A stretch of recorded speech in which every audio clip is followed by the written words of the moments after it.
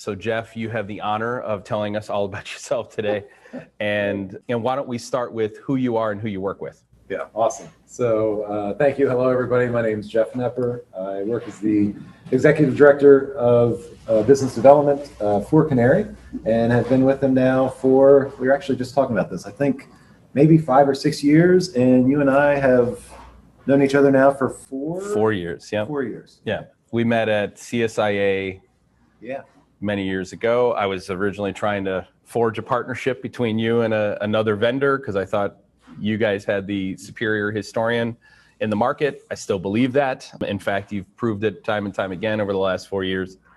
Your background is in what? Well, obviously, because I'm kind of top level on databases with an industrial automation slant, obviously my background has nothing to do with industrial automation or databases. But as you know, my background is really sales, small business management, and I got my start in the automotive industry. And many of you probably are like, yeah, I work in the automotive industry. No. I was selling, financing, and then ultimately running Honda dealerships. I mean, I loved every part of the relational side of that job. What I didn't like so much, as many of you are going to relate to, was the hours. I was not cut for 60-hour work weeks and late nights away from my family, and had an awesome opportunity to get to know the guys at Canary, actually through my local church. The founders and I were in the same church, and my son's best friend, his dad worked for Canary. We were out to dinner one night, and we were talking about pie. I thought we were talking about dessert. We were not. He was scratching his head and complaining that Canary could not make up market share on OSI soft pie. My business brain started asking him questions. Like, well, tell me about pie. What are they good at? Okay, I get it. They're a database. They collect sensor data. This makes sense. Tell me about Canary. What's Canary good at? I started to hear some things that got my opportunity brain really starting to peak. It's like, wait a minute, you're telling me that your product has better performance, it's got a better business model, it's all this, and the market share is so unequally balanced, right? This to me sounds like a messaging problem. And that began my journey to start talking to the owners at Canary. And I spent 2 or 3 months of my life scared to death to make that transition, because I don't know anything about databases. I don't know anything about automation. I didn't know this field was even a field until I went to dinner with my friend. So I took my day off each week and started going to Canary for 8 hours and trying to learn the process, trying to learn the product. I knew within the first 3 days that I was going to switch. And the reason that I knew was the very first time I ever sat down with the trending tool at the time, it was just trending, with Axiom, I knew how to use it. And I had watched a couple of YouTube videos on some other trending solutions in the marketplace, and I couldn't make heads or tails out of it. And I thought to myself in that moment, if here I am not knowing the first thing about the industry, if I can use the tools in 30 minutes, and if the database does what they say the database does, and if the company's willing to pivot where they need to pivot and be disruptive in the space, this is where I want to live. And I jumped all in. Awesome. So real quick, so for the audience in the chat, please let us know, A, do you know who Canary is? And B, do you work with Canary Solution? For us at 4.0 Solutions and Intellic, Canary, in all of our production environments, Canary has been the historian we've been using for the last 4 years. Outside of benchmarking OSI Pi and other options, Canary Labs is really the only historian we use now. We benchmark OSI Pi about every 6 months, give or take.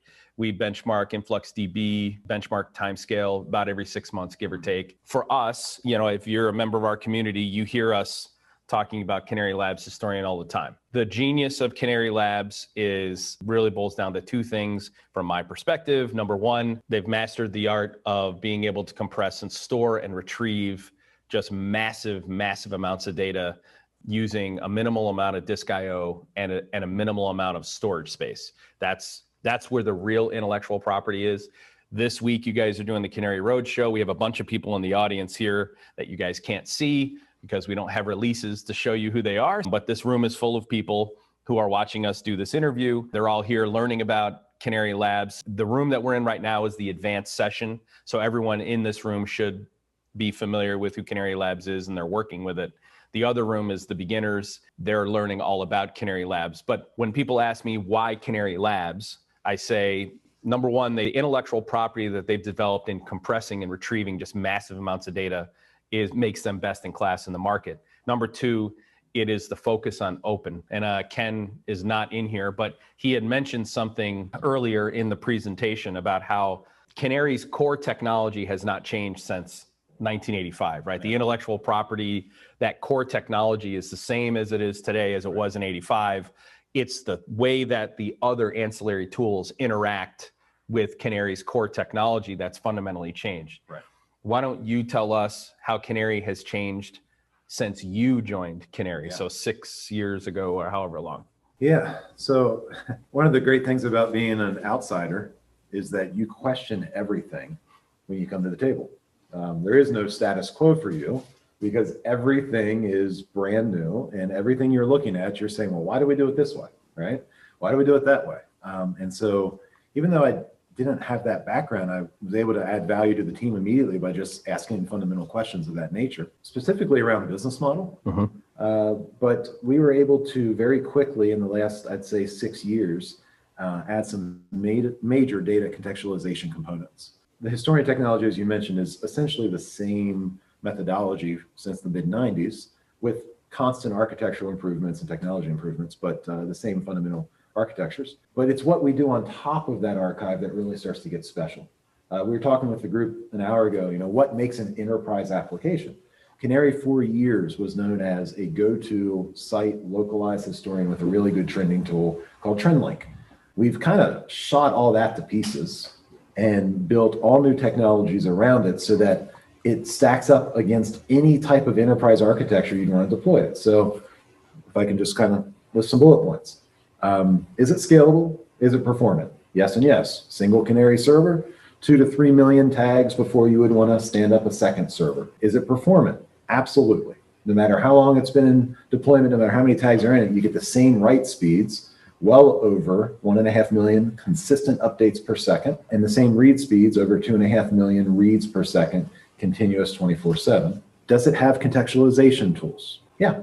Build out tag aliasing, asset modeling, calculation servers, event monitoring servers, all of these things that you need to take raw data and make it actionable, make it intelligent for your people to consume. Can we visualize based on asset models? Absolutely. Can we build multiple asset models? Absolutely. Can we get all of this data contextualized, mind you, out of Canary and into IBM Maximo? Can we get it into Spotfire? Can we get it into our own home-built application? Absolutely. Does it have enterprise agreements available? Absolutely. So all of these boxes are what we've been adding for the last 5 years. We've been setting the stage to take the performance that we're known for and make it so that it's really easy to say, hey, I've got 2 million tags inside my organization. Here's the challenges that I have. How can we apply Canary to solve those problems? If people want to know more about Canary Labs, where should they go and what should they do? Yeah, you better find our website helpful. I spent a lot of time on that. Canarylabs.com for starts, but reach out to me, please, directly. Knepper at canarylabs.com. I'll leave it to Zach to do his little wizardry and put that somewhere. Can I just, one last comment on the Pi side? Yeah. For 5 years, I've tried to become a Pi partner. I would like Canary Labs to be a Pi partner. So if you're on the Pi side and you're hearing this, listen, Pi has never lost a sale because of Canary Labs. Pi has only lost sales because of Pi's business model. Listen, if they were considering a $5 million budget, you got the sale, right? Right. Right. Our unlimited server with unlimited clients is $95,000. It's a whole different business strategy. My point is this, is that I'm not ever going to tell you that you should not have a Pi corporate historian. There's probably value for you and your engineering team of maybe having your Pi corporate historian for doing whatever it is that you're doing with it. But my point is, I would love for the Canary Labs historian database, calculations, events, all of this to be able to live inside of a Pi ecosystem. I would love for the Pi ecosystem to be able to live inside of Canary Labs, because at the end of the day, and again, you can't see who's behind us, but no one in this room wants to be fixed to a Canary Labs platform. That's right. No one in this room wants to be fixed to a Pi platform. The reason we're so involved in the Sparkplug, MQTT Sparkplug working group and community is because we believe in openness. And that's why all of our connectors, that's why our SDK is not licensed.